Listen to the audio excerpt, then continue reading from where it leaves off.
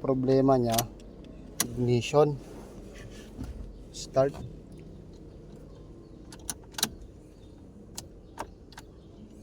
Ayaw nakasok. Wala.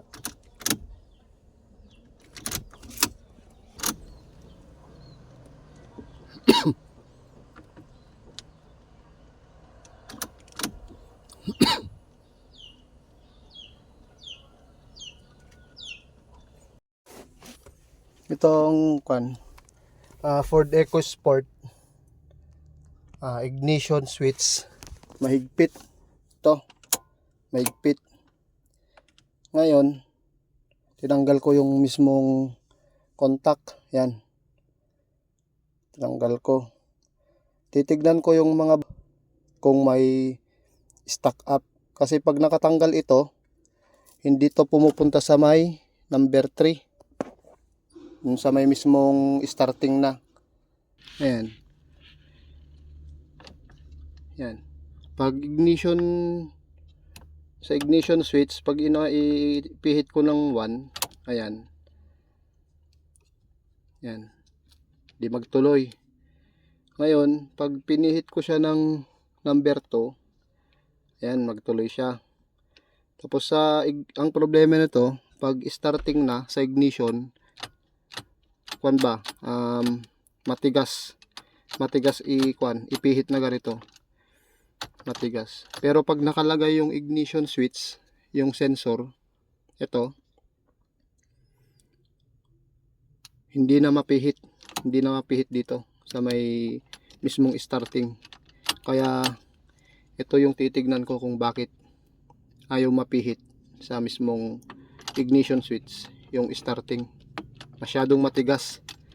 So yan, titignan ko sa loob.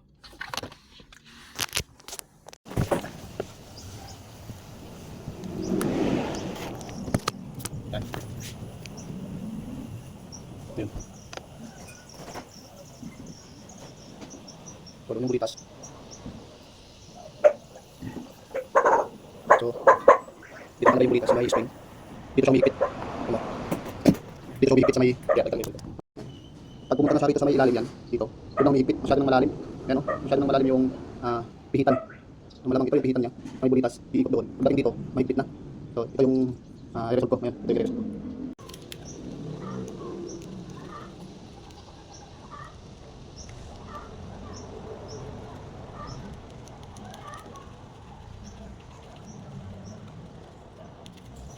Pinihit siya.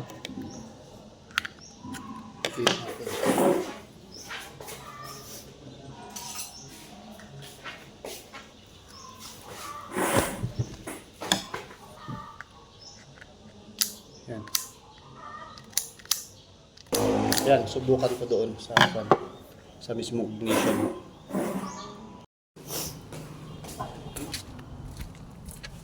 Yan. Try.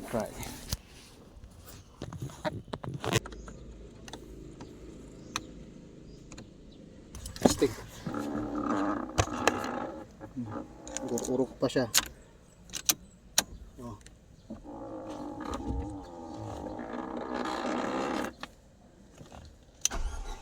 Oh, diba? Nakakambyo pala siya. Oh, testing ko ulit.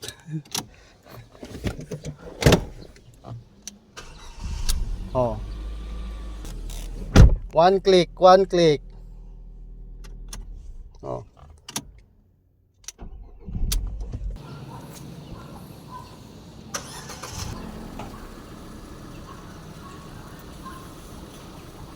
Okay, pre, thank you.